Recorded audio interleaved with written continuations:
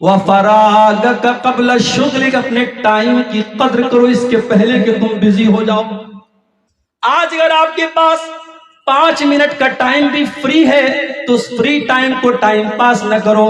اس 5 minute میں قرآن کی تلاوت کر سکتے ہو، اس 5 منٹ میں کوئی اچھی تقریر سن سکتے ہو، اس 5 منٹ میں کسی دینی کتاب کا مطالعہ کر سکتے ہو، اس 5 منٹ کو اپنی ماں کے پاس بیٹھ کر کے ماں کی حال چال لے سکتے ہو، اس 5 منٹ میں اپنے بچوں کے پاس بیٹھ کر کے بچوں کی صحیح تربیت کر سکتے ہو، اس 5 منٹ کے ذریعے اپنے باپ کے پاس بیٹھ کر کے اپنے باپ کی کچھ خدمت کر سکتے ہو۔ اس 5 منٹ کی بھی قدر کرو، وہ 5 منٹ بھی تم کو آگے کی زندگی میں نصیب نہیں ہوگا۔ جیسے جیسے زندگی آگے بڑھتی چلی جائے گی تم اپنی مصروفیات میں بزی ہوتے چلے جاؤ گے، مصروف ہوتے چلے جاؤ گے۔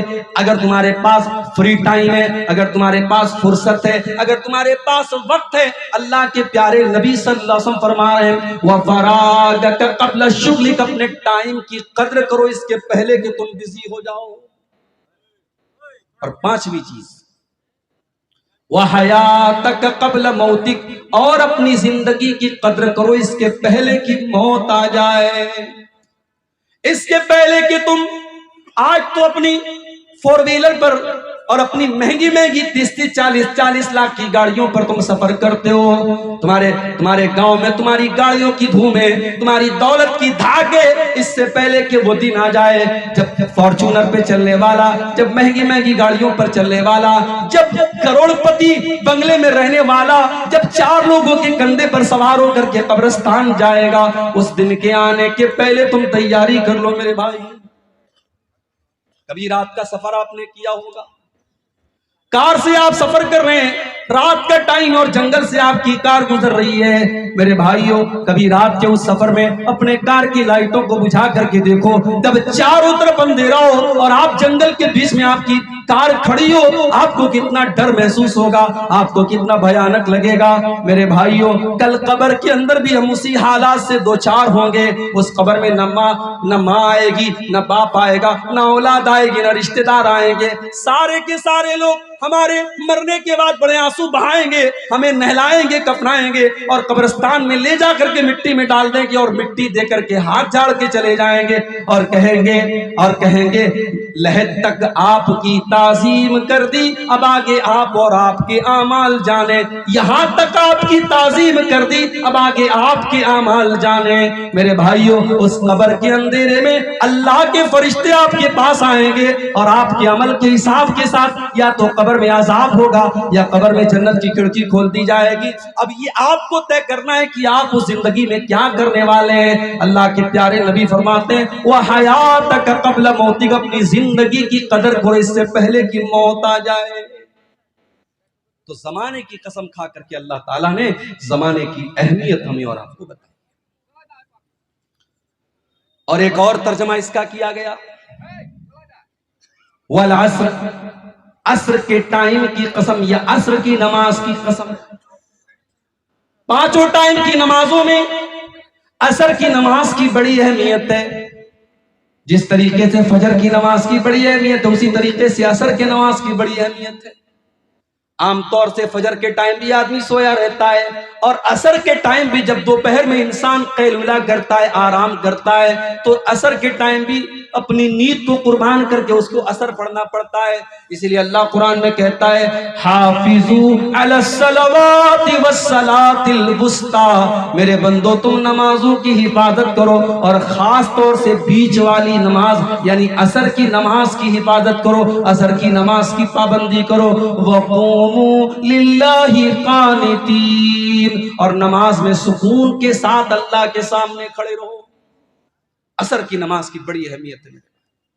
یہی عصر کی نماز تھی جو جنگ خندق کے موقع پر جب اللہ کے نبی صلی اللہ علیہ وسلم کافروں کے ساتھ مشرکوں کے ساتھ جب لڑ رہے تھے، جنگ کر رہے تھے، ان سے اپنا ڈیفنس کر رہے تھے، اور اسی میں آپ کی عصر کی نماز قضا ہو گئی، یہاں تک کہ سورج غروب ہو گیا تو اللہ کے رسول کو اتنا غصہ آیا، اتنا ناراض ہوئے آپ کہ آپ عام طور سے بد دعا نہیں کرتے تھے، مگر آپ کی عصر کی نماز قضا ہوئی تو آپ کو اتنا غصہ آیا کہ آپ نے بد دعا دیتے ہوئے فرمایا ملأ اللہ بیوتہم وقبورہم نارا، اللہ تعالیٰ ان کافروں کی قبروں कब्रों को और इनके घरों को जहन्नम की आग से भर दे। शगलूना अन सलातिल वुस्ता, इनकी वजह से हमारी असर की नमाज कज़ा हो गई, इनकी वजह से असर की नमाज हम टाइम से नहीं पढ़ पाए। अल्लाह इनके घरों को और इनकी कब्रों को जहन्नम की आग से भर दे। तो असर की नमाज की कसम खा करके अल्लाह ताला असर की नमाज की अहमियत बता रहा है। और जब असर की नमाज आपको पढ़ना है तो जाहिर है जो इंसान असर की नमाज पढ़ेगा, जो फजर की पढ़ेगा, वो पांचों टाइम की पढ़ेगा, पांचों टाइम की पढ़ेगा, वो नमाज का पाबंद होगा। मगर अफसोस की बात है मस्जिदें आज हर गांव में हैं, और एक नहीं चार मस्जिदें हैं। मैं किसी गांव में जाता हूं, लोग कहते हैं मौलवी साहब यहाँ 4 मस्जिदें हैं, एक जामा मस्जिद है, 4 वक्तिया मस्जिद है। लेकिन आप फजर की नमाज में चले जाइए, जलसे में हजारों की भीड़ है, उसी गांव के हजारों लोग मौजूद हैं जलसे में, और फजर की नमाज में चंद लोगों के सिवा कोई नजर नहीं आता है। मेरे भाइयों, नमाज की पाबंदी न करके हम और आप अगर अपने आप को कुरान और हदीस पे चलने वाला कहते हैं, अहले हदीस कहते हैं और मुवहिद कहते हैं, और कुरान और हदीस पे चलने वाला कहते हैं, तो तुफ है हम पर कि हम किस मुंह से अपने आप को अहले हदीस कहते हैं। मेरे भाइयों, दावा करना आसान है, उस दावे पर अमल करना मुश्किल काम है। अगर अहले हदीस हम कहते हैं तो हमें और आपको कम से कम उस नबी की आखिरी वसीयत का ख्याल रखना चाहिए। अल्लाह के नबी की आखिरी वसीयत क्या थी? अस्सलात अस्सलात वमा मलकत ईमानुकुम। आपने अपनी उम्मत को वसीयत की थी नमाज की पाबंदी करना, तो अल्लाह ताला ने असर की कसम खा करके हमें नमाज की अहमियत। उसके बाद फरमाया इन्नल इंसान लफी खुस्र, बेशक तमाम के तमाम इंसान खास खसारे में है, घाटे में है, नुकसान में है। सवाल ये पैदा होता है, अडानी जी तो बहुत पैसा कमा रहे हैं, अंबानी जी तो बहुत पैसा कमा रहे हैं, इसराइल जैसा मुल्क आज दुनिया को नाको चले चबवा रहा है। ये तो ईमान वाले नहीं है, ये तो मोमिन नहीं है, ये तो नेक अमल करने वाले नहीं है। कोई जालिम है, कोई फासिक है, कोई फाजिर है, कोई हराम खोर है, कोई मुशरिक है। ये लोग तो दुनिया में बड़ी दौलत कमा रहे हैं, और अल्लाह क्या कह रहा है? इन्नल इंसान लफी खुस्र, बेशक तमाम के तमाम इंसान खसारे में। इसका मतलब ये हुआ, यहां खसारे का मतलब वो खसारा नहीं जो हम समझ रहे हैं। हो सकता है दुनिया में वो इंसान दौलत कमा ले, वो बिल्डिंगें बना ले, वो नाम कमा ले, वो शोहरत कमा ले, वो सब कुछ हासिल कर ले, मगर हकीकत में वो घाटे में है, क्योंकि कयामत के दिन वो घाटे में होगा। असल कामयाबी ये नहीं है कि आपके पास दुनिया की दौलत आ जाए और दुनिया का ऐशो आराम आ जाए। असल कामयाबी ये है कल अल्लाह की बारगाह में ये फैसला हो जाए, मेरा ये बंदा जहन्नम में नहीं जाएगा, जन्नत में जाएगा।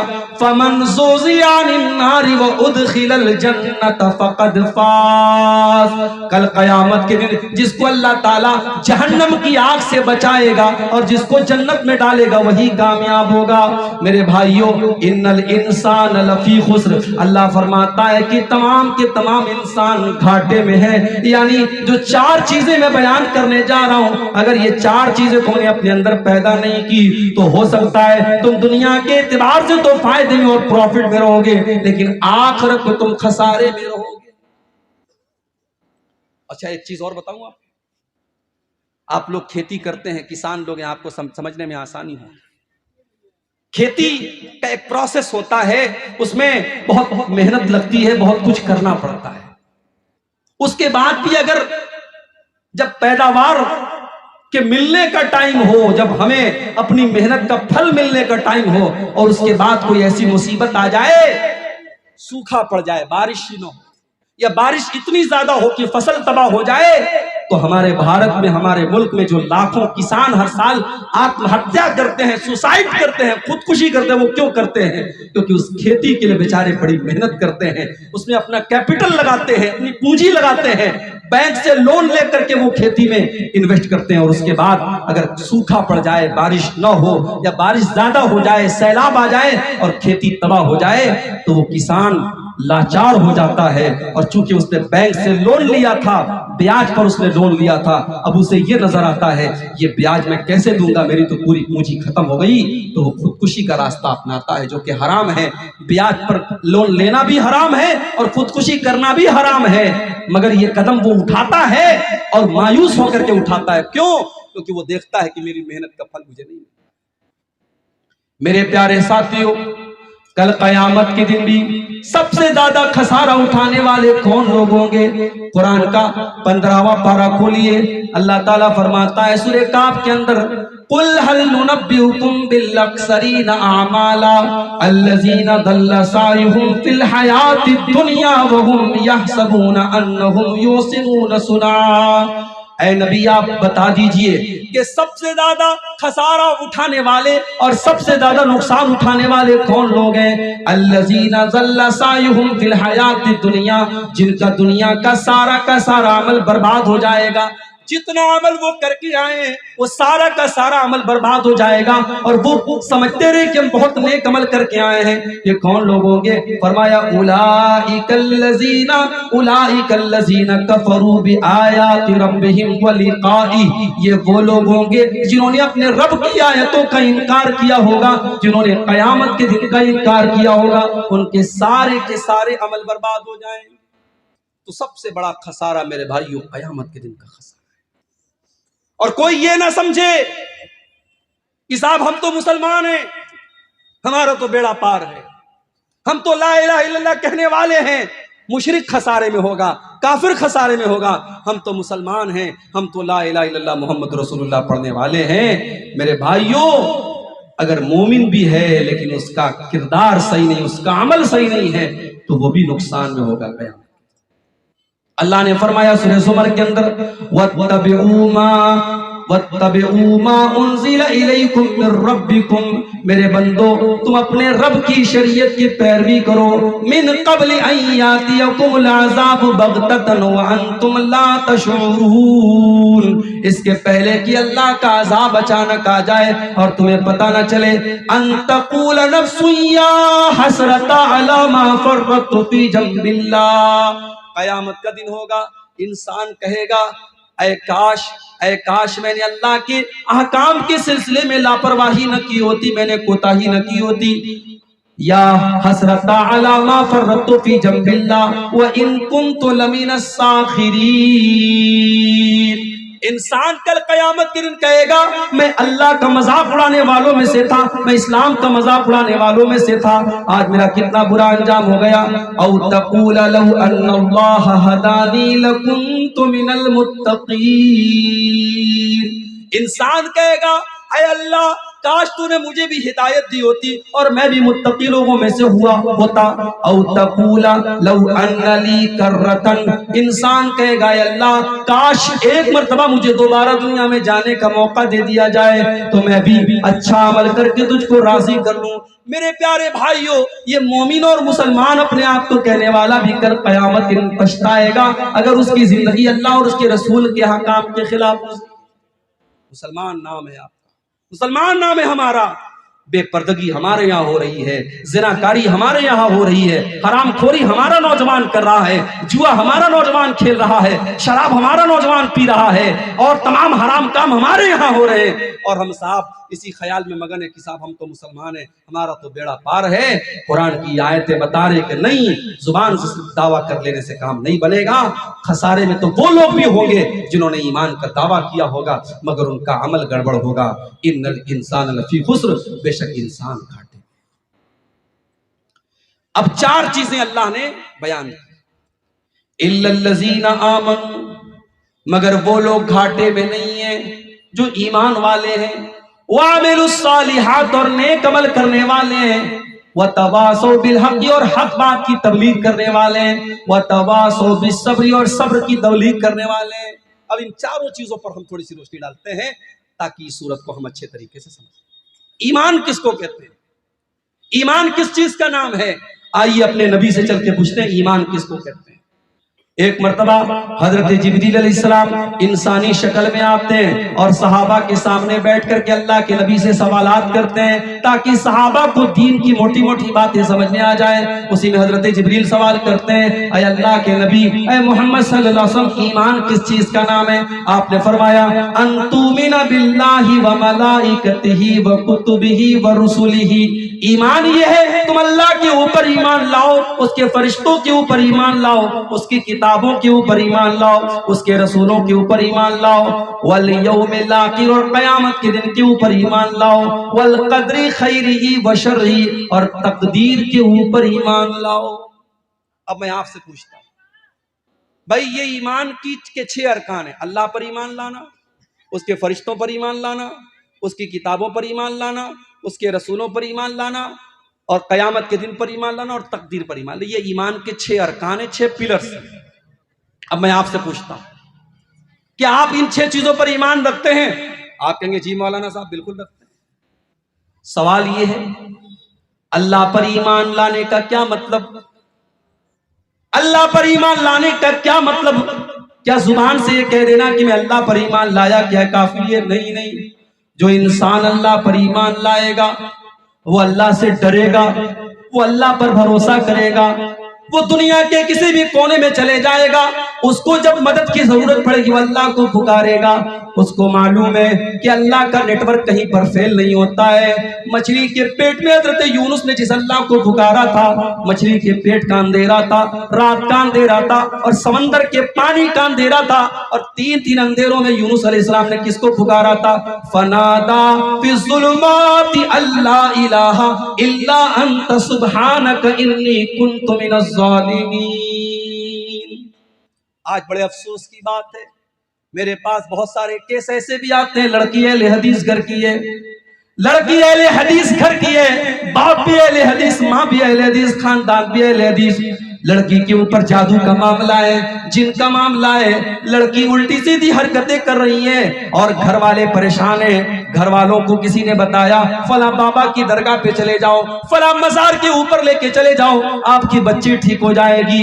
ان کو لگا یہ بہت بڑی مصیبت ہے، ہماری جوان بیٹی کی شادی نہیں ہو پا رہی ہے، اس کا رشتہ نہیں لگ پا رہا ہے۔ انہوں نے اپنی بچی کو لے جا کے اس قبر کے اوپر، اس مزار کے اوپر وہ لے کے گئے، اور مزار کے اوپر ایک ڈھونگی بابا بیٹھا ہے، اس نے مور کے مورچل سے آپ کی بیٹی کے بدن پر اس نے پھیر دیا، آپ کی بیٹی گھر آئی اور صحیح ہو گئی۔ آپ کو لگا کہ مزار پہ جا کے میری بیٹی صحیح ہو گئی۔ یہ اہل حدیث گھروں میں بھی یہ چیز ہونے لگی ہے میرے بھائیوں۔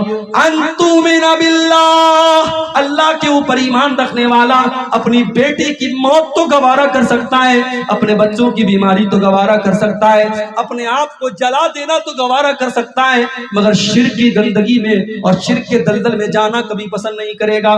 اسی لیے اللہ کے نبی نے فرمایا تھا لا تشرک باللہ، تم اللہ کے ساتھ کبھی شرک نہ کرنا، وَإِن قُتِلْتَ وَحُرِّقْتَ، تمہیں قتل کر دیا جائے، تمہیں جلا دیا جائے، تب بھی تم شرک مت کرنا۔ اسی لیے ہم کہتے ہیں جب رشتہ کیا کرو تو صرف خوبصورتی مت دیکھا کرو، رشتہ کیا کرو تو صرف برادری مت دیکھا کرو، رشتہ کیا کرو تو صرف اسٹیٹس مت دیکھا کرو، رشتہ کیا کرو تو دینداری دیکھا کرو۔ ہم نے کتنے اہل حدیث گھروں کے اندر دیکھا کہ وہاں پہ بدعتی گھروں سے لڑکیاں آتی ہیں اور بڑے شوق سے لوگ ان کو بہو بنا کے لاتے ہیں، اس کے بعد وہ لڑکی جب اس گھر میں آتی ہے اپنے شوہر کو ایسی پٹی پڑھاتی ہے اس کا شوہر بھی بدعتی ہو جاتا ہے، قبر پرست ہو جاتا ہے، اس کے بچے تعویذ پہننے والے ہو جاتے ہیں۔ اس کے گھر میں جہاں کبھی شرک و بدعت نہیں ہوا کرتا تھا اس گھر سے شرک و بدعت کا کام ہونے لگتا ہے۔ میرے بھائیوں، جب رشتہ ناتا کیا کرو، جب شادی کیا کرو تو یہ دیکھا کرو کہ وہ خاندان کیسا ہے، وہ گھر کیسا ہے، کہیں وہاں شرک تو نہیں ہو رہا ہے، کہیں وہاں بدعت تو نہیں ہو رہی ہے۔ اگر شرک و بدعت ہو رہی ہے تو اس گھر سے ہوشیار رہو میرے بھائیوں، اس گھر میں رشتہ کرنے سے پرہیز کرو۔ اللہ کے نبی فرماتے ہیں اللہ کے اوپر ایمان لاؤ، جب اللہ کے اوپر ایمان لائے ہو تو اپنی توحید کو مضبوط کرو، اللہ کے بارے میں جانو۔ میرے بھائیوں، آپ نے رات بھر تقریریں سنی ہیں، مگر اللہ کے بارے میں جو موٹی موٹی باتیں، اللہ کی ذات کے بارے میں ہمارا کیا عقیدہ ہونا چاہیے، اللہ کی صفات کے بارے میں ہمارا کیا عقیدہ ہونا چاہیے، یہ جلسوں میں تقریروں میں یہ باتیں نہیں ہو سکتی ہیں، نہیں ہوتی ہیں۔ آپ مسجدوں میں چھوٹے چھوٹے درس رکھیں اور اپنے علاقے کے علماء سے فائدہ اٹھائیں اور اللہ کے بارے میں جاننے کی کوشش کریں۔ اگر آپ اللہ کے اوپر ایمان ایمان رکھتے ہیں تو اللہ کو جانے. اس کے بعد دوسری چیز وَمَلَائِكَتِهِ، ہم اللہ کے تمام فرشتوں کے اوپر بھی ایمان رکھتے ہیں. اللہ کے بہت سارے فرشتے ہیں، ہمیں تو سب کا نام بھی نہیں پتا. ہم جبریل کو جانتے ہیں، ہم اسرافیل کو جانتے ہیں، میکائیل کو جانتے ہیں. بہت سارے فرشتے ہیں جن کا نام بھی ہمیں نہیں پتا. فرشتوں کی کتنی سنکھیا ہم کو یہ بھی نہیں پتا. اتنی تعداد میں فرشتے ہم کو ان کی تعداد بھی نہیں معلوم. مگر ہاں ہم یہ عقیدہ رکھتے ہیں کہ فرشتے بھی اللہ تعالیٰ کی مخلوق ہیں. فرشتے اللہ کی مخلوق ہیں. فرشتے اللہ کے حکم کے بغیر کچھ نہیں کر سکتے. ایک مرتبہ ایک تعویذ ہمارے ایک دوست نے پہنا ہوا تھا. میں نے ان کو سمجھایا بجھایا تو انہوں نے تعویذ اتار دیا. جب تعویذ کو اتار کر کے میں نے تعویذ کو کھولا ہے تو تعویذ کے اندر ایک چھوٹا سا کاغذ لکھا تھا، کاغذ رکھا تھا، اور اس کاغذ پہ آپ یقین کریں اس کاغذ پہ فرشتوں کا نام لے کر کے ان کو پکارے، یا جبریل یا اسرافیل یا میکائیل یا اسرائیل. اس تعویذ کے اندر اللہ کے فرشتوں کو پکارا گیا تھا. میرے بھائیوں، فرشتوں کو اگر کوئی اپنی مصیبتوں میں پکارتا ہے، فرشتے اللہ کے بندے ہیں، اللہ کی مخلوق ہیں، ان کو پکارنے والا مشرک ہے. مصیبتوں میں اللہ مدد کرتا ہے. اللہ کے فرشتے اللہ کے حکم کے بغیر کچھ نہیں کر سکتے. وہ تو اللہ کے معصوم بندے ہیں. فرشتے گناہ نہیں کرتے، فرشتے نافرمانی نہیں کرتے. فرشتے کل قیامت کے دن اللہ کی بارگاہ میں اللہ کے حکم سے اور اللہ کی اجازت سے اللہ کے کچھ بندوں کے بارے میں سفارش کریں گے، مگر جب تک اللہ اجازت نہیں دے دے گا وہ سفارش بھی نہیں کر سکتے. یہ ہمارا فرشتوں کے بارے میں عقیدہ ہونا چاہیے. اور فرشتے جس طریقے سے ہم مٹی سے پیدا ہوئے ہیں اور جنات آگ سے پیدا ہوئے ہیں، اسی طریقے سے فرشتے نور سے پیدا ہوئے ہیں. یہ فرشتوں کے بارے میں موٹی موٹی باتیں ہمیں معلوم ہونی چاہیے. اس کے بعد اللہ کی کتابوں پر ہم ایمان رکھتے ہیں. اللہ نے بہت ساری کتابیں دنیا میں اتاری. موسیٰ علیہ السلام پر تورات اتاری، عیسیٰ علیہ السلام پر انجیل اتاری، داؤد علیہ السلام پر زبور اتاری. ہم ان کتابوں پر ایمان رکھتے ہیں. مگر ہم یہ بھی ایمان رکھتے ہیں قرآن کریم اللہ کی آخری کتاب ہے، اور قرآن سے پہلے جتنی کتابیں آئی تھی اب قرآن نے ان سب کو منسوخ کر دیا ہے. اب قرآن کے آنے کے بعد ان کتابوں پر عمل نہیں کیا جائے گا. ان کتابوں کے اندر تحریف ہو چکی ہے، ان کے اندر چینجنگ ہو چکی ہے. ایک مرتبہ حضرت عمر فاروق رضی اللہ تعالیٰ عنہ تورات کا ایک نسخہ لاتے ہیں اور تورات کو پڑھنے لگتے ہیں. اللہ کے نبی کے سامنے وہ تورات کو پڑھنے لگتے ہیں. اللہ کے پیارے نبی کا چہرہ غصے سے لال ہو جاتا ہے. حضرت ابوبکر صدیق کہتے ہیں سکیلت کا سوا کے لیا عمر، اے عمر تیرا ستیہ ناش ہو جائے، اے عمر تیرا تجھے گم کرنے والی گم کر دے، تیرا ستیہ ناش ہو جائے. اما ترى ما بوجه رسول اللہ، کیا تو اللہ کے رسول کا چہرہ نہیں دیکھ رہا ہے؟ حضرت عمر فاروق نے نظر اٹھائی اور دیکھا کہ اللہ کے نبی کا چہرہ غصے سے لال ہے. انہوں نے تورات کا وہ نسخہ وہیں پر زمین پر ڈال دیا اور بڑے ادب سے کہا رضیت باللہ ربا وبمحمد رسولا وبالاسلام دینا. اے اللہ کے نبی، میں اللہ کو اپنا رب مانتا ہوں، میں محمد صلی اللہ علیہ وسلم کو اللہ کا رسول مانتا ہوں، میں اسلام کو اللہ کا دین مانتا ہوں. آپ نے فرمایا اے عمر والذی نفسی بیدہ، اس اللہ کی قسم جس کے ہاتھ میں میری جان ہے، لو کان موسیٰ حیا، اگر آج حضرت موسیٰ علیہ السلام بھی زندہ ہوتے، ما وسعہ الا اتباعی، تو موسیٰ علیہ السلام کو بھی میری پیروی کرنی پڑتی. موسیٰ علیہ السلام بھی محمد رسول اللہ کے آنے کے بعد اب اپنی شریعت نہیں چلا سکتے، ان کو محمد رسول اللہ کی شریعت پر عمل کرنا پڑے گا. اسی لیے ہمارا یہ عقیدہ ہے کہ قیامت کے پہلے جب عیسیٰ علیہ السلام دنیا میں آئیں گے تو وہ بھی کوئی نئی شریعت لے کر کے یا اپنی شریعت لے کر کے نہیں آئیں گے. وہ قیامت کے پہلے آئیں گے، وہ دجال کو قتل کریں گے، وہ زمین میں عدل و انصاف کو قائم کریں گے، مگر وہ امت محمدیہ کی حیثیت سے رہیں گے. وہ اسی امت کے پیچھے نماز پڑھیں گے، وہ ایک نبی کی حیثیت سے اور ایک شریعت لانے کی حیثیت سے دنیا میں نہیں آئیں گے. تو ہم اللہ کی ساری کتابوں پر ایمان رکھتے ہیں اور اللہ کے سارے رسولوں پر بھی ہم ایمان رکھتے ہیں. رسولوں کی تعداد کتنی ہمیں نہیں معلوم. بعض روایات میں 1,24,000 کی گنتی آئی ہے، مگر وہ روایتیں صحیح نہیں ہیں، ضعیف ہیں. ہم یہ عقیدہ رکھتے ہیں کہ اللہ نے ان گنت نبی دنیا میں بھیجے ہیں، لیکن ہم ساتھ میں یہ عقیدہ بھی رکھتے ہیں کہ آخری نبی اور آخری رسول جناب محمد رسول اللہ صلی اللہ علیہ وسلم ہیں. اب آپ کے بعد دنیا میں کوئی نبی نہیں آئے گا. آپ سے پہلے جتنے نبی آئے ہم سارے رسولوں پر ایمان رکھتے ہیں، سب کو اللہ کا نبی مانتے ہیں. مگر اب قیامت تک اگر شریعت چلے گی اور قانون چلے گا اور لا اگر چلے گا اور ویدھان اگر چلے گا تو جناب محمد رسول اللہ صلی اللہ علیہ وسلم چلے گا. ہم اس بات پر بھی ایمان رکھتے ہیں. اسی طریقے سے قیامت کے دن کے اوپر بھی ہم ایمان رکھتے ہیں. قیامت کے بارے میں جتنی باتیں قرآن و حدیث کے اندر آئی ہم تمام باتوں پر ایمان رکھتے ہیں. اور یہاں ایک بات نوٹ کر لیجئے، جس طریقے سے قیامت کے دن پر ایمان رکھنا ضروری ہے، اسی طریقے سے برزخ کے اوپر بھی ایمان رکھنا ضروری ہے. کچھ لوگ قبر کے عذاب کو نہیں مانتے. کچھ لوگ کہتے ہیں صاحب جب انسان مر جائے گا، مٹی میں مل جائے گا، تو اب سیدھے قیامت کے دن اٹھے گا، قبر میں کوئی عذاب نہیں ہوتا. کچھ لوگ عذاب قبر کا انکار کرتے ہیں. یاد رکھو میرے بھائی، عذاب قبر قرآن سے بھی ثابت ہے اور اللہ کے نبی کی حدیثوں سے بھی ثابت ہے. اور جو قبر کے عذاب کو نہیں مانتا ہے وہ حقیقت میں قیامت کو بھی نہیں مانتا ہے. عذاب قبر کو ماننا بھی قیامت پر ایمان کا ایک حصہ ہے. اس لیے عذاب قبر کو ماننا، قیامت کے دن جو اللہ کا میزان ہوگا اور میدان حشر ہوگا اور اسی طریقے سے پل صراط ہوگا، جو قیامت کے دن کی جتنی ڈیٹیل بتائی گئی ہے، کبھی انشاءاللہ آپ کے علاقے میں ایک موضوع اس پر ہوگا. قیامت کے دن کی تمام تفصیلات پر ہم بات کریں گے. ہمیں اور آپ کو اس پر بھی ایمان رکھنا ضروری ہے.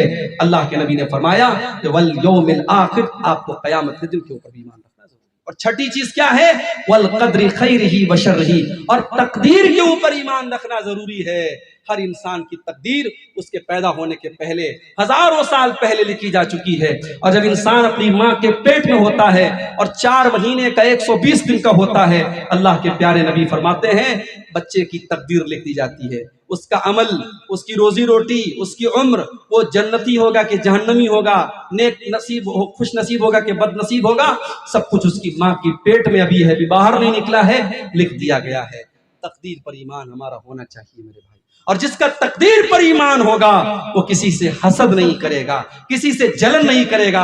ارے جب میرا تقدیر پر ایمان ہے، عبد الغفار کے حصے کی روزی عبد الرحمن نہیں لے سکتا، عبد الرحمن کے حصے کی روزی عبد الغفار نہیں لے سکتا. ہمارا جب تقدیر پر ایمان ہوگا، ہم اپنے بھائی سے حسد نہیں کریں گے. ہم کسی کی دولت دیکھ کر، کسی کی شہرت دیکھ کر، کسی کی عزت دیکھ کر ہمارے دل میں حسد پیدا نہیں ہوگا، کیونکہ ہمارا تقدیر پر ایمان ہے. تو یہ ایمان کے 6 ارکان ہیں میرے بھائی. اللہ تعالیٰ کہہ رہا ہے اِلَّا الَّذِينَ آمَنُوا، اگر آپ کو گھاٹے سے بچنا ہے، قیامت کے دن نقصان سے بچنا ہے، تو آپ کو اپنے اندر ایمان پیدا کرنا. اور ایمان ہی ہمارا کیپٹل ہے میرے بھائی، ایمان ہی ہماری پونجی ہے. قیامت کے دن ہم اللہ کے پاس جب جائیں گے، ہمارے پاس دنیا میں بہترین بلڈنگ ہو نہ ہو، ہم جھوپڑی میں رہتے ہوں، غریب ہوں، فقیر ہوں، لیکن اگر ایمان کے ساتھ جائیں گے تو ہمارا بیڑا پار ہو جائے گا. اور ایمان نہیں ہوگا تو کروڑوں ارب پتی ہو کے ہم جائیں گے، ہم برباد ہو جائیں گے. اللہ نے قرآن کے 3 پارے کی آخری آیت میں فرمایا ان الذين كفروا وماتوا وهم كفار فلن يقبل من احدهم ملء الارض ذهبا. جو لوگ کفر کی حالت میں دنیا سے چلے جائیں گے، ایمان کے بغیر دنیا سے چلے جائیں گے، اور اسی حالت میں ان کو موت آ جائے گی، کل قیامت کے دن وہ زمین بھر کے سونا بھی اگر لے کے آ جائیں گے تو اللہ تعالیٰ زمین بھر کے سونا بھی ان کا قبول نہیں کرے گا. وَلَوِ افْتَدَى بِهِ، وہ زمین بھر کے سونا بھی اگر لے کے آ جائیں گے، اللہ اپنے عذاب سے ان کو نہیں بچائے گا. أُولَٰئِكَ لَهُمْ عَذَابٌ أَلِيمٌ وَمَا لَهُم مِّن نَّاصِرِينَ. اللہ فرماتا ہے ان کو جہنم کے عذاب میں ڈالا جائے گا اور وہاں ان کی کوئی مدد کرنے والا نہ ہوگا. میرے بھائیوں، اس ایمان کی دولت کی قدر کرو. اللہ نے ہمیں اور آپ کو ایمان والا بنایا، اللہ نے توحید پر چلنے والا بنایا، اسلام پر چلنے والا بنایا. اس ایمان کی دولت کی قدر کرو. اور یہ بھی نوٹ کر لو، ایمان گھٹتا اور بڑھتا بھی ہے. ایمان گھٹتا اور بڑھتا ہے. جیسے موبائل میں چارجنگ ہوتی ہے، 100% چارجنگ ہے تو موبائل برابر کام کرتا ہے. چارجنگ کم ہوتی ہے، موبائل کی بیک لائٹ سلو ہو جاتی ہے، موبائل سلو کام کرنے لگتا ہے. جس طریقے سے موبائل کی چارجنگ گھٹتی اور بڑھتی ہے، ہمارے ایمان کی چارجنگ بھی گھٹتی اور بڑھتی ہے. اب یہ ایک الگ ٹاپک ہے، ایمان کس چیز سے گھٹتا ہے، ایمان کس چیز سے بڑھتا ہے. میں مثال کے طور پر، ایگزامپل کے طور پر ایک چیز بتا دوں کہ قرآن پڑھنے سے اور قرآن سننے سے ایمان بڑھتا ہے. اللہ نے فرمایا انما المؤمنون الذين اذا ذكر الله وجلت قلوبهم. مومن تو وہ لوگ ہیں جب اللہ کا نام لیا جاتا ہے تو ان کے دل کانپ جاتے ہیں. وَإِذَا تُلِيَتْ عَلَيْهِمْ آيَاتُهُ زَادَتْهُمْ إِيمَانًا. اور جب اللہ کی آیتیں ان کے اوپر پڑھی جاتی ہیں، جب قرآن کی آیتیں ان کے سامنے پڑھی جاتی ہیں، زادتہم ایمانا، تو ان کا ایمان بڑھ جاتا ہے. وعلی ربہم یتوکلون، اور وہ اپنے رب کے اوپر بھروسہ کرتے ہیں. تو ایمان گھٹتا اور بڑھتا ہے، گناہ کا کام کرنے سے گھٹتا ہے اور نیکی کا کام کرنے سے بڑھتا ہے۔ ایمان کے بارے میں یہ موٹی موٹی باتیں آپ سمجھ لیں۔ اس کے بعد دوسری چیز کیا ہے؟ وَعَمِلُ الصَّالِحَاتِ، اگر خسارے سے بچنا ہے، نقصان سے بچنا ہے تو اللہ کہہ رہا ہے نیک عمل کرنے والے بن جاؤ۔ نیک عمل کس کو کہتے ہیں؟ ہمارا بہت بڑا طبقہ ایسا ہے جو ربیع الاول کے مہینے میں جلوس نکالتا ہے۔ مجھے نہیں معلوم کٹیہار میں نکلتا ہے کہ نہیں نکلتا ہے۔ ایک مرتبہ مالدہ میں کلیا چک میں میرا پروگرام تھا اور اتفاق سے 12 ربیع الاول کی تاریخ تھی۔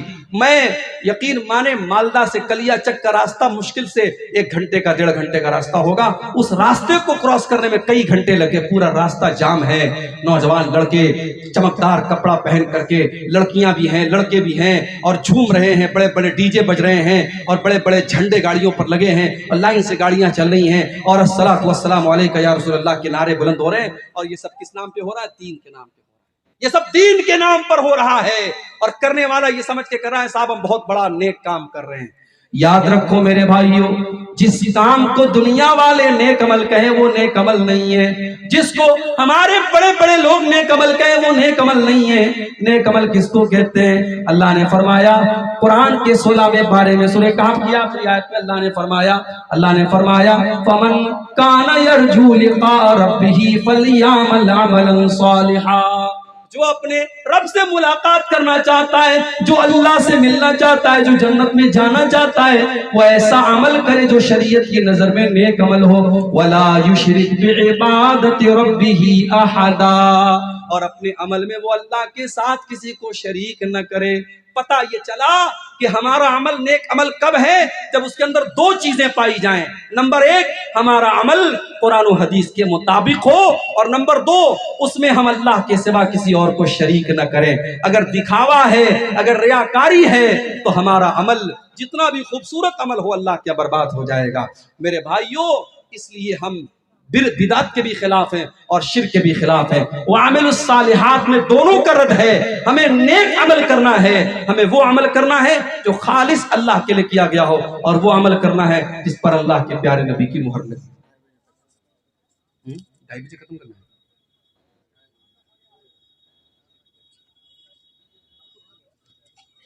یہ سوالات آئے ہیں، میں اپنا موضوع پورا کر کے بھی تھوڑی دیر میں سوالات کا جواب دیتا ہوں انشاءاللہ۔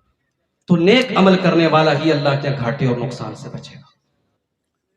اچھا، اب ایک بات اور ہے کہ بھائی اگر کوئی انسان بدعت کر رہا ہے، نبی کی محبت کے نام پہ کر رہا ہے، تو کل قیامت کے دن اس کا انجام کیا ہوگا؟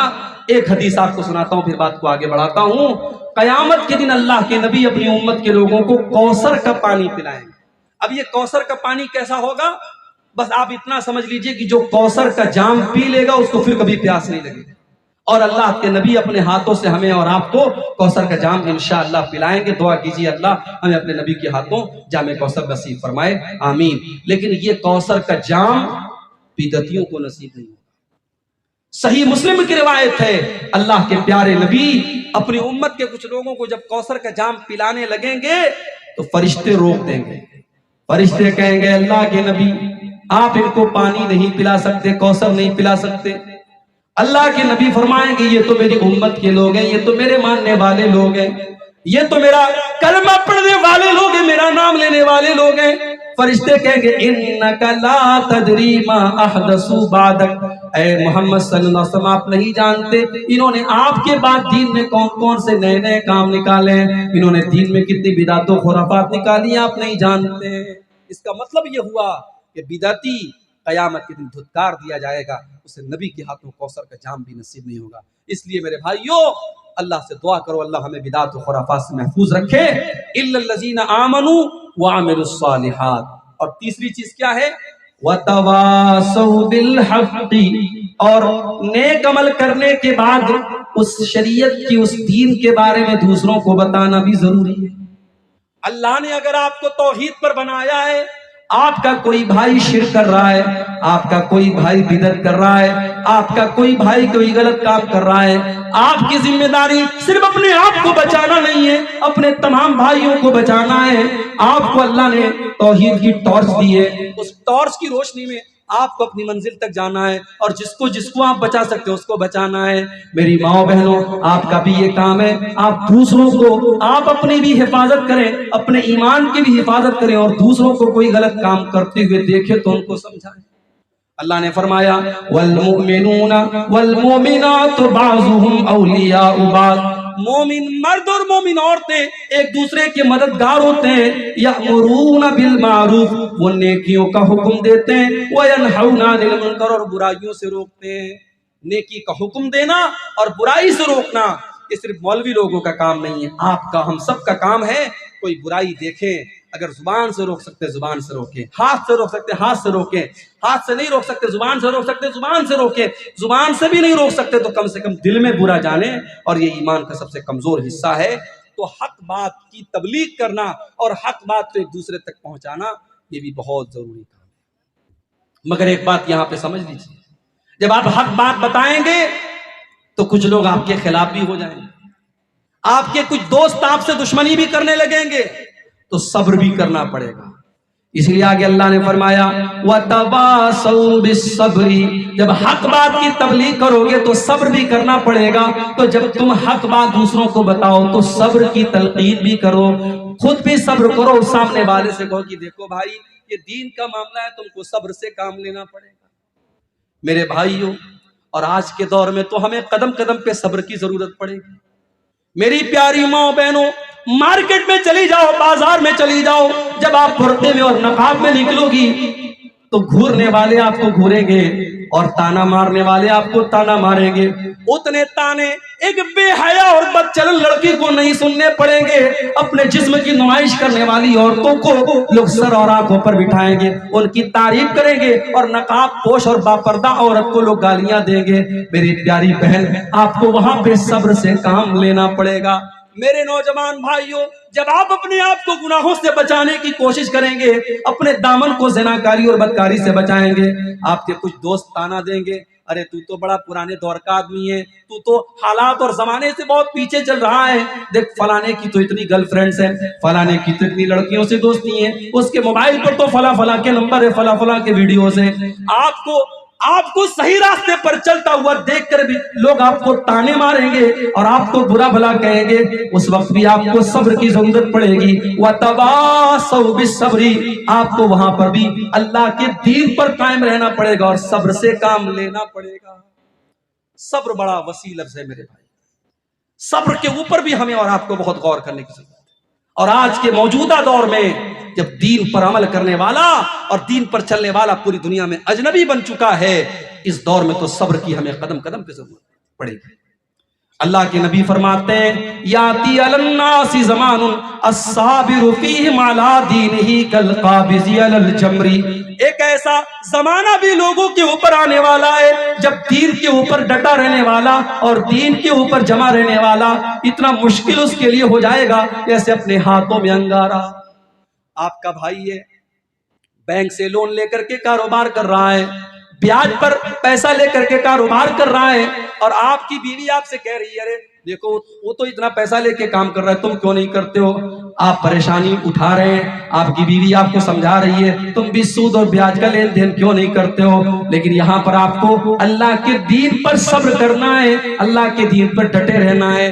میرے پیارے بھائیوں، جب آپ کو لگے کہ دین بڑا مشکل ہو چکا ہے اور دین پر عمل کرنا بڑا مشکل ہو چکا ہے تو نبی اکرم کی سیرت کو پڑھ لیا کرنا اور نبی کے صحابہ کی زندگیوں کو پڑھ لیا کرنا۔ ہم ان سے بڑے تو نہیں ہو گئے، ہم ان سے زیادہ نرم و نازک تو نہیں ہو گئے۔ جب ہمارے نبی نے پتھر کھائے ہیں، ہمارے نبی کے صحابہ نے قربانیاں دی ہیں، ہم تو ان کے مقابلے میں کچھ نہیں کر رہے ہیں۔ اگر اللہ کے دین پر چلنے میں کچھ مصیبتیں ہمارے سامنے آ جائیں، کچھ پریشانیاں ہمارے سامنے آ جائیں، کچھ کانٹے ہمارے راستے میں آ جائیں تو ہم صبر سے کام لے لیں اور اپنے نبی کے صحابہ کو یاد کر لیں، اپنے نبی کی زندگی کو یاد کر لیں کہ انہوں نے اللہ کے دین کے لیے کیا کیا جھیلا ہے۔ میرے پیارے ساتھیوں، اللہ قرآن میں کہتا ہے احسب الناس ان یترکوا ان یقولوا آمنا وہم لا یفتنون۔ اے لوگو، کیا تم نے یہ سمجھ رکھا ہے کہ زبان سے یہ کہہ دینے کے بعد کہ ہم ایمان لے آئے، ہم مسلمان ہو گئے، تم کو چھوڑ دیا جائے گا؟ نہیں نہیں، ایسا نہیں ہو سکتا۔ جب تم ایمان لائے ہو تو تمہیں آزمایا جائے گا، تمہیں امتحان میں ڈالا جائے گا، اور قدم قدم پر تمہارے راستے میں پریشانیاں آئیں گی۔ علامہ اقبال کہتے ہیں یہ شہادت گہے الفت میں قدم رکھنا ہے، یہ شہادت گہے الفت میں قدم رکھنا ہے، لوگ آسان سمجھتے ہیں مسلمان ہونا۔ میرے بھائیوں، یہ دین کا راستہ ہے، یہاں خواہشات کی قربانیاں تو آپ کو دینی پڑے گی، یہاں لوگوں کے تانے بھی آپ کو سننے پڑیں گے، یہاں زندگی کی بہت ساری سہولتوں سے اپنے آپ کو محروم کرنا پڑے گا، مگر ایک بات کا خیال رکھنا پڑے گا، جو اللہ کی نظر میں جائز ہے، جو رسول کی نظر میں جائز ہے، جو قرآن و سنت میں جائز ہے، ہمیں جائز کی لمٹ میں رہنا ہے، ہمیں ناجائز کی طرف نہیں جانا ہے۔ اور جس چیز کے بارے میں ڈاؤٹ ہو جائے، پتہ نہیں یہ حلال ہے کہ حرام ہے، پتہ نہیں یہ جائز ہے کہ ناجائز ہے، اس سے بھی اپنے آپ کو بچا کے رکھنا ہے۔ اللہ کے پیارے نبی فرماتے ہیں الحلال بین والحرام بین وبینہما امور مشتبہات۔ اے میری امت کے لوگوں، حلال بالکل کلیئر ہے اور حرام بالکل کلیئر ہے، اور حلال اور حرام کے بیچ میں کچھ چیزیں ایسی ہیں جو ڈاؤٹ والی ہیں، جو شک والی ہیں، تو جو ان سے اپنے آپ کو بچا لے گا فقد استبرا لدینہ وعرضہ، اس نے اپنے دین کو بچا لیا، اپنی آبرو کو بچا لیا۔ بچا لو اپنے آپ کو، صبر سے کام لو میرے بھائی، اس دور میں صبر کی ضرورت پڑے گی۔ اور صبر جو ہوتا ہے وہ 3 طریقے کا ہوتا ہے، اس کو نوٹ کر لو، کہیں دماغ کے کسی کونے میں بٹھا لو۔ صبر کیا ہوتا ہے؟ 3 طریقے کا ہوتا ہے، الصبر علی المأمور، الصبر عن المحظور، الصبر علی المقدور۔ ایک ہوتا ہے اللہ کے حکم پر صبر کرنا، نماز پڑھنا ہے، صبح 4:30 بجے فجر کی اذان ہو رہی ہے، سردی کا موسم ہے، ٹھنڈا پانی ہے، رضائی میں کمبل میں ہم لیٹے ہوئے ہیں، اور مؤذن کی آواز آتی ہے الصلاۃ خیر من النوم، نماز نیند سے بہتر ہے۔ مؤذن کی آواز آپ نے سنی، سردی کی پرواہ نہ کی، رضائی کی پرواہ نہ کی، اپنی نیند کی پرواہ نہ کی، اپنے بستر کو چھوڑا، ٹھنڈے ٹھنڈے پانی سے وضو کیا، اور آ کر کے 2 رکعت سنت پڑھی اور 2 رکعت فرض پڑھی۔ میرے بھائیوں، سردی میں، گرمی میں، بارش میں، اور موسم میں نماز پر ڈٹے رہے، اس کو کہتے ہیں صبر علی المامور، اللہ کے حکم پر صبر کرتے رہنا، ڈٹے رہنا، جمے رہنا۔ اور صبر کی دوسری قسم ہے الصبر عن المحظور، کہ گناہوں سے اپنے آپ کو بچا لینا۔ گناہ کا موقع مل رہا ہے، زنا کا موقع مل رہا ہے، شراب پینے کا موقع مل رہا ہے، مگر اپنے دامن کو بچا لیا جائے، اپنے دامن کو حرام کام سے بچا لیا جائے، یہ بھی صبر ہے۔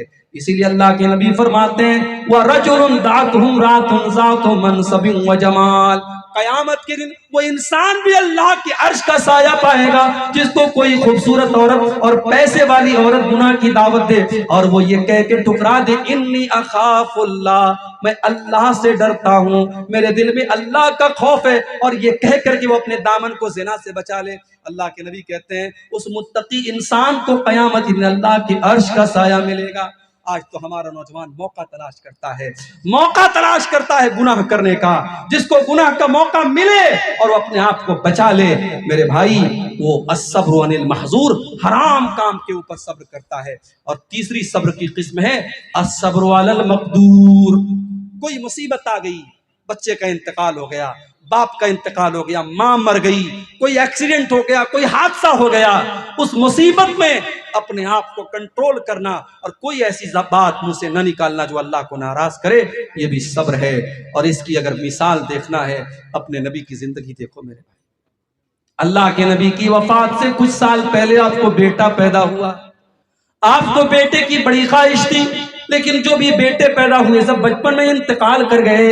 آپ کو آخری بیٹا حضرت ماریا کے پیٹ سے پیدا ہوا، آپ کے انتقال کے 3-4 سال پہلے یہ بیٹا پیدا ہوا، آپ نے بڑے لاڈو پیار سے اس بچے کا نام اپنے باپ ابراہیم کے نام پہ رکھا، اور بیٹا عرب کے دستور کے مطابق آپ نے دیہات میں اس کو پرورش کے لیے دودھ پینے کے لیے بھیجا۔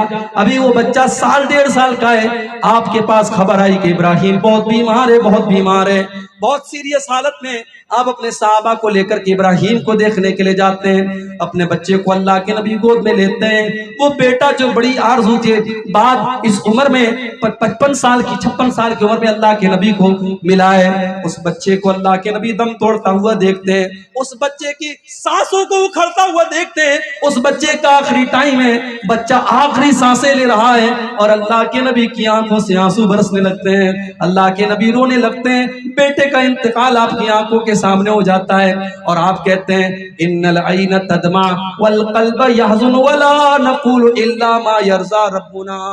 اے میرے بچے ابراہیم، تیرے باپ کی آنکھوں سے آنسو بہ رہے ہیں، تیرے باپ کا دل غمگین ہے، مگر تیرا باپ اپنی زبان سے کوئی ایسی بات نہیں نکالے گا جس سے اللہ ناراض ہو جائے۔ میری ماؤں بہنوں، آپ کے اوپر کوئی مصیبت اللہ نہ کرے آ جائے، کسی عورت کا بچہ مر جائے، کسی عورت کا سہاگ اس کا شوہر انتقال کر جائے، کسی عورت کے گھر میں کوئی حادثہ ہو جائے تو عورتیں عام طور سے بڑی جذباتی ہوتی ہیں، ان کی زبان سے ایسی باتیں نکل جاتی جو اللہ کو ناراض کرنے والی ہیں، اس موقع پر صبر سے کام لیا کرو۔ وَلَنَبْلُوَنَّكُمْ بِشَيْءٍ مِّنَ الْخَوْفِ وَالْجُوعِ وَنَقْصٍ مِّنَ الْأَمْوَالِ وَالْأَنفُسِ وَالثَّمَرَاتِ۔ اے مسلمانوں، ہم تمہیں آزمائیں گے، کبھی بھوک کے ذریعے، کبھی خوف کے ذریعے، کبھی جان کی کمی کے ذریعے، کبھی پھلوں کی کمی کے ذریعے۔ وَبَشِّرِ الصَّابِرِينَ، لیکن بشارت ان لوگوں کے لیے جو صبر کرنے والے ہوں، اور صبر کرنے والے کون ہیں؟ الذین اذا اصابتهم مصیبۃ قالوا انا للہ وانا الیہ راجعون۔ صبر کرنے والے وہ ہیں جو مصیبت پر کہتے ہیں انا للہ وانا الیہ راجعون، ہم اللہ ہی کے ہیں اور اللہ ہی کی طرف پلٹ کے جانے والے۔ ہماری کیا حیثیت ہے میرے بھائی؟ اگر ہمیں اولاد ملی تو اللہ نے دی، ہم پیدا ہوئے تو اللہ نے پیدا کیا، ہمارا باپ زندہ تھا تو اللہ کی مرضی سے زندہ تھا، اللہ کو پیارا ہوا انتقال کر گیا تو اللہ کی مرضی سے گیا، اس لیے انا للہ و انا الیہ راجعون یہ پڑھ کر کے صبر کرتے ہیں۔ اولئک علیہم صلوات من ربہم واولئک هم المہتدون، اللہ فرماتا ہے وہی لوگ ہیں جن کے اوپر ان کے رب کی طرف سے رحمتیں ہیں اور وہی ہدایت پر ہیں۔ تو یہ چار چیزیں ہیں، سورہ عصر میں چار سبق ہمیں دیا گیا۔ اگر خسارے سے بچنا ہے، نقصان سے بچنا ہے، ایمان والے بن جاؤ، نیک عمل کرنے والے بن جاؤ، اور حق بات کی تبلیغ کرنے والے بن جاؤ، اور صبر کرنے والے بن جاؤ۔ جتنا علم اللہ تعالیٰ نے آپ کو دیا ہے اس علم کے مطابق دوسروں کو بھی دین کے بارے میں بتاؤ، اور مزید علم حاصل بھی کرنے کی کوشش کرتے رہو، اور جتنی باتیں آپ کو قرآن و سنت کی پتہ ہیں دوسروں کو پہنچانے کی کوشش کرو۔ انشاءاللہ ہم ان چار خوش نصیبوں میں شامل ہو جائیں گے۔ اب یہ سوالات آئیں۔ وَالْعَصْرِ إِنَّ الْإِنسَانَ لَفِي خُسْرٍ إِلَّا الَّذِينَ آمَنُوا وَعَمِلُوا الصَّالِحَاتِ وَتَوَاصَوْا بِالْحَقِّ وَتَوَاصَوْا بِالصَّبْرِ۔ جب تک وہ دو صحابی ایک دوسرے کو یہ سورت کریمہ سنا نہیں لیتے تھے تب تک وہ ایک دوسرے سے جدا نہیں ہوتے تھے، لا یتفرقا، وہ ایک دوسرے سے الگ نہیں ہوتے تھے جب تک یہ سورت کریمہ ان کو سنا نہیں لیتے تھے۔ اس کا مطلب یہ ہوا کہ اس چھوٹی سی سورت کے اندر اتنی اہم بات ہے کہ صحابہ کرام جب بھی ملاقات کیا کرتے تھے، جب بھی ملا کرتے تھے، ایک دوسرے کو یہ سورت کریمہ پڑھ پڑھ کے سنایا کرتے تھے، ریمائنڈر کیا کرتے تھے، یاد دلایا کرتے تھے کہ کہیں اس سورت کو تم بھول نہ جانا، اس میں جو سبق دیا گیا اس سبق کو تم بھول نہ جانا۔ یہ اہمیت ہے اس سورت کریمہ۔ اب آئیے پہلے ہم ایک آسان سا ترجمہ، ایک ٹرانسلیشن دیکھ لیتے ہیں سورت کریمہ کا، اس کے بعد ہم تفصیل سے بات کرتے ہیں۔ والعصر، زمانے کی قسم یا عصر کے ٹائم کی قسم یا عصر کی نماز کی قسم، ان الانسان لفی خسر، بے شک انسان سارے کے سارے گھاٹے میں، سارے کے سارے انسان گھاٹے میں ہیں، نقصان میں ہے، لاس میں ہے۔ الا الذین آمنوا وعملوا الصالحات وتواصوا بالحق وتواصوا بالصبر، سوائے ان لوگوں کے جن کے اندر یہ چار چیزیں پائی جائیں، وہ گھاٹے میں نہیں ہیں، وہ خسارے میں نہیں ہیں، وہ نقصان میں نہیں ہیں، وہ فائدے میں ہیں۔ الا الذین آمنوا، جو ایمان لائے، وعملوا الصالحات، اور نیک عمل کرتے رہے، وَتَوَاصَوْا بِالْحَقِّ اور حق بات ایک دوسرے کو پہنچاتے رہے، وَتَوَاصَوْا بِالصَّبْرِ اور صبر کی تلقین ایک دوسرے کو کرتے رہے، صبر کی نصیحت کرتے رہے۔ چار چیزیں ہیں، یہ چار چیزیں جن کے اندر ہیں وہ گھاٹے میں نہیں ہیں، باقی سارے کے سارے انسان گھاٹے میں۔ اب آئیے غور کریں اس سورت کریمہ کے ایک ایک لفظ کے اوپر ہم غور کریں۔ سب سے پہلے اللہ نے فرمایا والعصر، زمانے کی قسم۔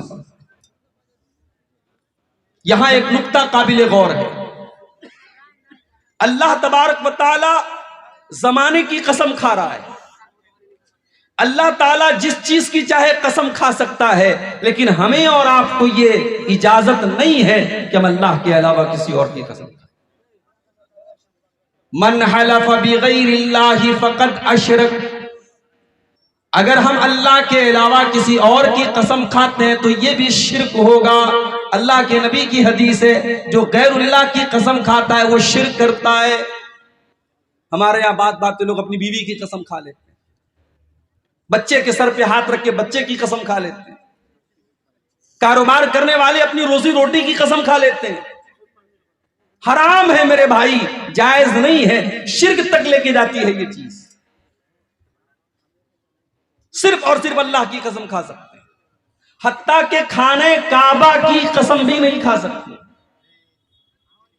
کیونکہ کعبہ یہ اللہ کا گھر ہے، اللہ کی عبادت کی جگہ ہے۔ کھانے کعبہ یہ اس کی قسم کھانا جائز ہے۔ قرآن کی قسم کھا سکتے ہیں، کھا سکتے ہیں، لیکن قرآن کے اوپر ہاتھ رکھ کے قسم کھانے کا جو ہمارے یہاں چلن ہے وہ صحیح نہیں ہے۔ ایسے آپ اپنی گفتگو میں بول سکتے ہیں میں قرآن کی قسم کھاتا ہوں، کیونکہ قرآن اللہ کا کلام ہے، لیکن قرآن کو ہاتھ میں لے کر کے یا قرآن پر ہاتھ رکھ کے قسم کھانا یہ مناسب نہیں ہے، صحیح نہیں ہے۔ تو ہمیں اور آپ کو اجازت نہیں کہ ہم اللہ کے سوا کسی اور کی قسم کھائیں، لیکن اللہ تبارک و تعالی قسم کھا سکتا ہے جس چیز کی بھی چاہے۔ اب سوال یہ پیدا ہوتا ہے کہ اللہ قسم کیوں کھاتا ہے؟ بھئی ہم کیوں قسم کھاتے ہیں؟ ہمیں مولانا صاحب سے کوئی بات کہنی ہے، مثال کے طور پہ ہمیں اگر کہنا ہو، ابھی میرا پروگرام تھا کالی گنج میں، پچھلے مہینے آپ کے قریب میں ایک جگہ ہے کالی گنج، وہاں میرا پروگرام تھا، کچھ مجبوریوں کی وجہ سے میں نہیں آ پایا۔ اب ہوتا کیا ہے، اگر مقرر کا نام اشتہار میں ہے اور مقرر نہیں آیا کسی بھی مجبوری کی وجہ سے، تو جلسے والوں کے اوپر الزام لگتا ہے کہ آپ نے جھوٹ موٹ میں نام دیا تھا، آپ نے مقرر سے بات نہیں کی تھی۔ بھئی یہ مناسب بات نہیں ہے، مجبوری آ سکتی ہے۔ اگر میں کالی گنج کے پروگرام میں نہیں آ پایا، اس کا مطلب یہ نہیں کہ میں نے دھوکہ دے دیا یا ان لوگوں نے آپ کو دھوکہ دے دیا۔ کسی کے ساتھ کبھی بھی کوئی بھی مجبوری آ سکتی ہے، لیکن مجھے بعد میں معلوم ہوا کہ لوگ بڑے ناراض ہیں، بڑے غصے میں ہیں۔ تو جب سامنے والا ہماری بات کے بارے میں شک کرتا ہے تب ہم قسم کھاتے ہیں، تاکہ اس کو یقین آ جائے کہ ہاں صاحب میں سچ بول رہا ہوں۔ سوال یہ ہے کہ کیا اللہ تعالیٰ اس لیے قسم کھا رہا ہے کیونکہ اللہ کی بات پر ہمیں اور آپ کو یقین نہیں ہے؟ نعوذ باللہ۔ اللہ کو اپنی بات منوانے کے لیے قسم کھانے کی ضرورت نہیں ہے۔ وَمَنْ أَصْدَقُ مِنَ اللَّهِ قِيلًا وَمَنْ أَصْدَقُ مِنَ اللَّهِ حَدِيثًا، اللہ سے بڑھ کر کے سچی بات کس کی ہو سکتی ہے؟ اللہ تعالیٰ کی ہر بات سچی ہے، اللہ کو اپنی بات منوانے کے لیے قسم کھانے کی کوئی ضرورت نہیں ہے۔ قسم کھانے کی ضرورت تو ہمارے اور آپ کے جیسے انسانوں کو پڑتی ہے۔ اب سوال یہ پیدا ہوتا ہے، جب اللہ کی ہر بات سچی ہے تو اللہ قسم کیوں کھا رہا ہے؟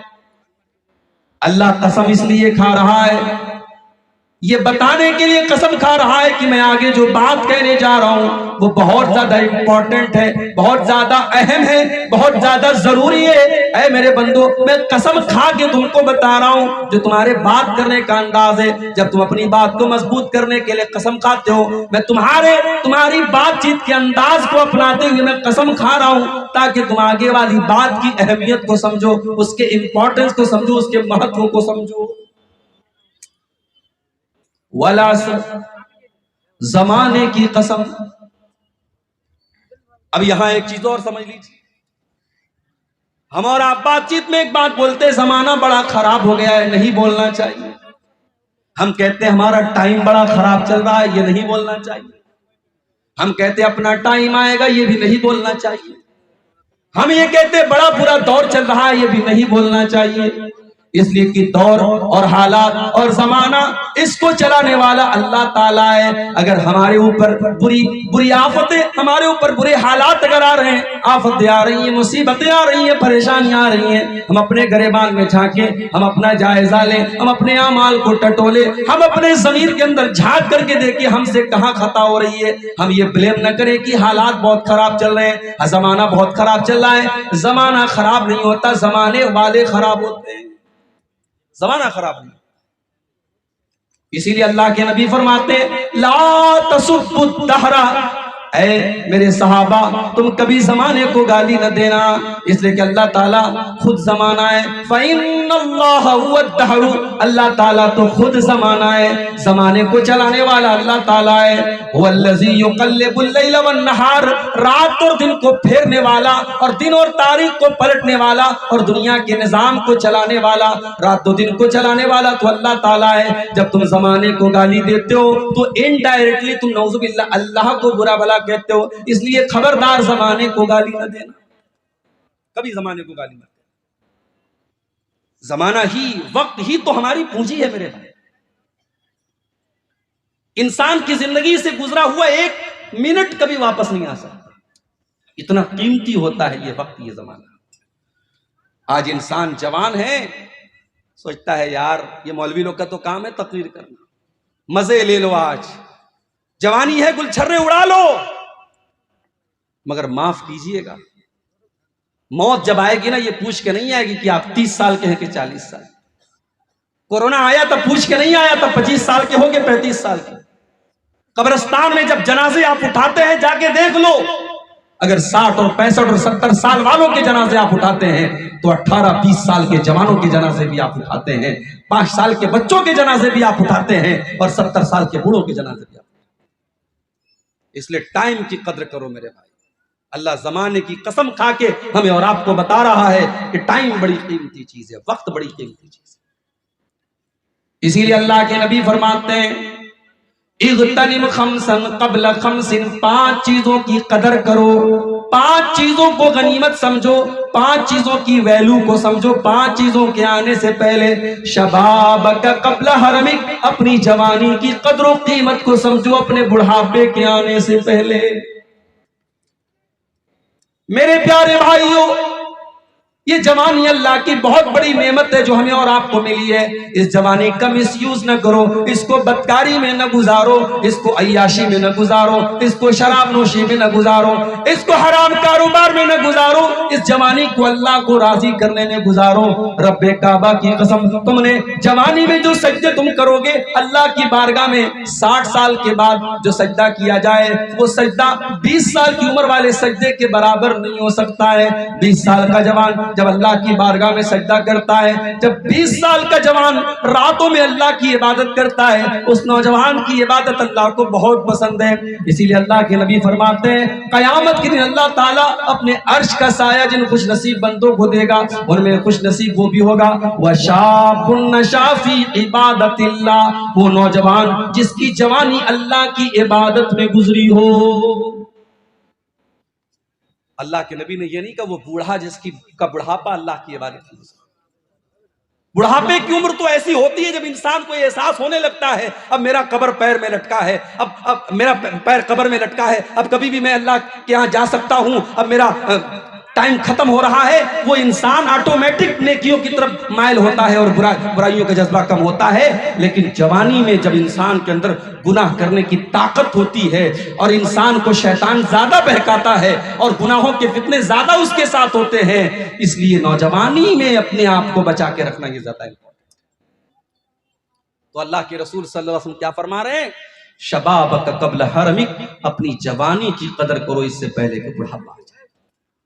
وصحتک قبل سقمک، اور اپنی تندرستی کی قدر کرو اس کے پہلے کہ تم بیمار ہو جاؤ.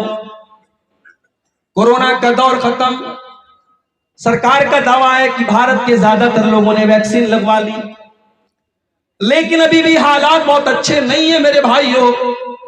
اب حالات وہ ہیں، اب سرکار پلہ جھاڑ لے گی لاک ڈاؤن لگانے کی، تو ہمت اب کسی کے اندر نہیں ہے.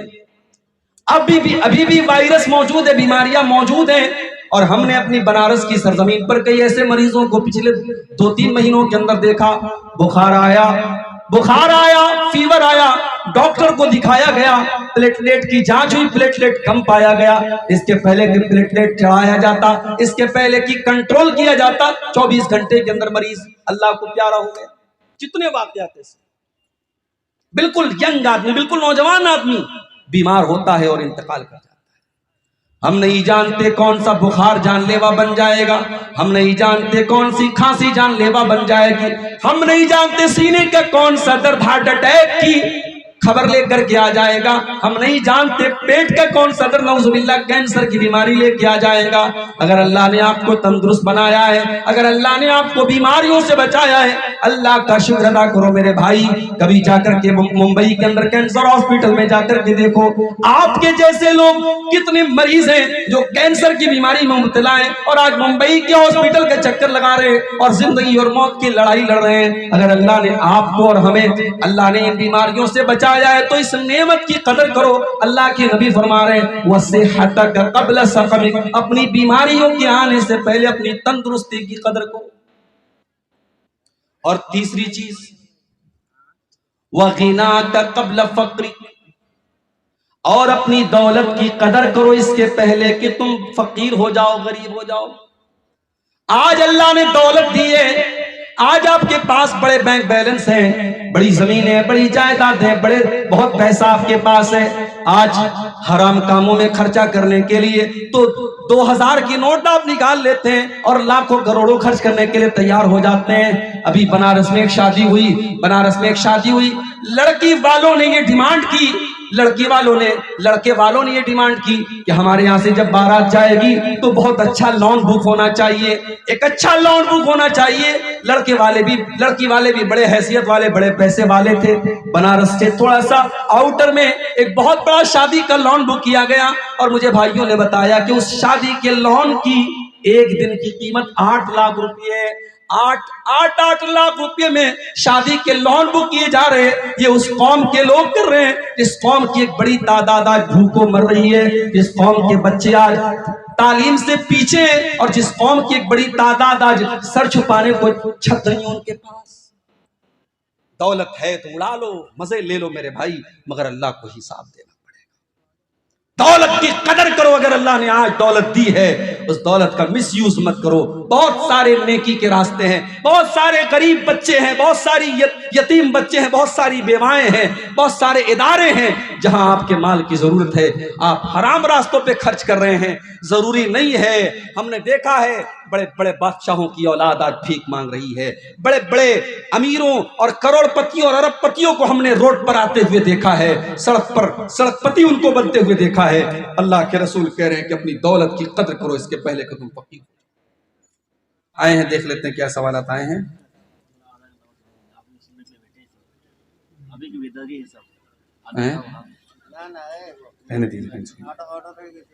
دنیا میں عیسیٰ علیہ السلام کی شادی ہوئی تھی یا نہیں؟ دیکھیے اس بارے میں کوئی واضح دلیل موجود نہیں ہے. عیسیٰ علیہ السلام کی شادی ہوئی تھی یا نہیں تھی، کوئی ایسی صحیح حدیث موجود نہیں ہے جس میں ان کی بیوی کا ذکر ہو، ان کے بچے کا ذکر. اس لیے بہت سارے علماء نے لکھا ہے کہ عیسیٰ علیہ السلام نے شادی نہیں کی تھی. اب سوال یہ ہے کہ انہوں نے شادی نہیں کی تھی تو پھر کیا ہمیں اور آپ کو بھی ایسا کرنا چاہیے؟ جی نہیں. ہم اور آپ عیسیٰ علیہ السلام کی شریعت پر عمل نہیں کرتے ہیں، ہم محمد صلی اللہ علیہ وسلم کی شریعت پر عمل کرتے ہیں، اور ہمارے نبی نے شادی کی تھی تو ہمارے لیے شادی کرنا ہی سنت ہے، اور اگر کسی کو زناکاری کا خطرہ ہو تو اس کے لیے تو شادی کرنا فرض ہے، ٹھیک ہے۔ کیا بے نمازی کافر ہے؟ مدلل جواب دیں۔ اس بارے میں علماء کی دو الگ الگ رائے ہے۔ کچھ علماء نے تو یعنی بے نمازی جو نماز نہیں پڑھتا ہے اس کو مطلق طور پہ کافر کہا ہے، مگر زیادہ تر علماء کا یہ موقف ہے کہ اگر انسان سستی اور کاہلی کی وجہ سے نماز نہیں پڑھتا ہے تو وہ کافر نہیں ہے، مسلمان ہے، گنہگار ہے۔ ہاں، اگر کوئی انسان نماز کی فرضیت کا انکار کرتا ہے یا بالکل کبھی نماز نہیں پڑھتا ہے، ایک دم کلی طور پر نماز کو چھوڑے ہوئے ہے، تو پھر اس انسان کو مومن کہنا مشکل ہے، وہ انسان کفر کی حد تک پہنچ چکا ہے، الا یہ کہ وہ توبہ اور استغفار کر لے۔ تو اگر کوئی نماز کو فرض ہی نہیں مانتا ہے تو وہ کافر ہو جائے گا، لیکن نماز کی فرضیت کا اقرار کرتا ہے اور نماز نہیں پڑھتا ہے تو سخت گنہگار ہے، اور اس کو جلد سے جلد توبہ کر کے نماز کی پابندی کرنا چاہیے۔ جس کا عقیدہ شرکیہ ہو اس کے ساتھ شادیاں کرانا اور اس کا ذبیحہ کھانا کیسا ہے؟ دیکھیے، اگر معلوم ہے کہ اس کے یہاں شرک ہو رہا ہے تو شادی نہیں کرنی چاہیے۔ اور ذبیحہ کی جہاں تک بات ہے تو اب یہ بڑا ٹیڑھا مسئلہ ہے۔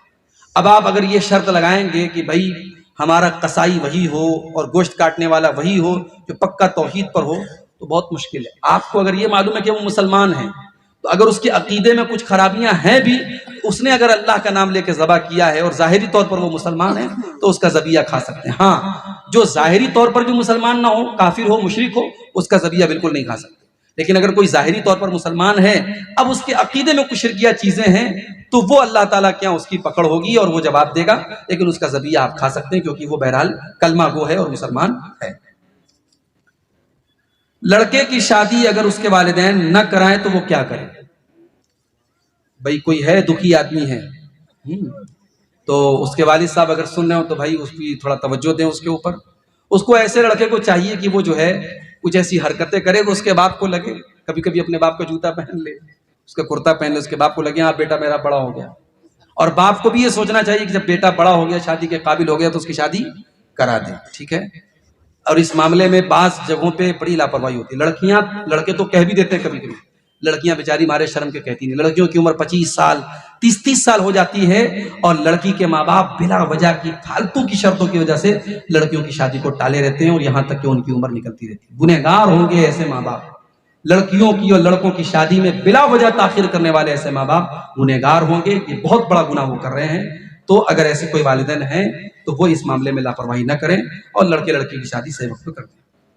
لڑکے کی شادی کی صحیح عمر کیا ہے؟ عمر تو نہیں بتائی گئی شریعت کے اندر، ہاں صفت بتائی گئی کہ جو لڑکا جسمانی اعتبار سے بالغ ہو چکا ہے، بیوی کا حق ادا کر سکتا ہے جسمانی اعتبار سے، اور مالی اعتبار سے اس کے پاس اتنی کمائی ہے کہ وہ اپنا اور اپنی بیوی کا خرچ اٹھا سکتا ہے، اپنے ماں باپ کو اور اپنی بیوی بچوں کو کھلا سکتا ہے، تو پھر اس انسان کو چاہیے کہ وہ شادی کر دے۔ اس کے لیے کوئی عمر کرائٹیریا نہیں ہے، یہ 15 سال میں بھی آدمی اس لائق ہو سکتا ہے اور 20 سال کی عمر میں بھی اس لائق ہو سکتا ہے۔ تو ہمارے ملک میں شاید قانوناً جو ہے 18 سال سے کم کی شادی جو ہے، لڑکے کی تو شاید 21 سال ہے، لڑکیوں کی 18 سال ہے جو قانونی طور پر ہے، تو وہ ایک ہمارے بھارت کے قانون کے حساب سے شریعت میں عمر کا ایسا کوئی مسئلہ نہیں ہے۔ اگر مسلمانوں کو کوئی غیر مسلم زبردستی اللہ تعالیٰ کا انکار کرائے تو وہ کیا کرے؟ مدلل جواب دے۔ وہ قرآن کی آیت ہے نا، الا من اکرہ، اگر کسی کو مجبور کیا جائے کلمہ کفر کہنے پر، کوئی ایسا نعرہ لگانے پر، کوئی ایسی بات کہنے پر جو اسلام کے خلاف ہے، اس کو مجبور کیا جا رہا ہے تو وہ اجازت ہے، اس حد تک اجازت ہے کہ اپنی جان بچانے کے لیے، لیکن شرط وہاں پر بھی کیا ہے؟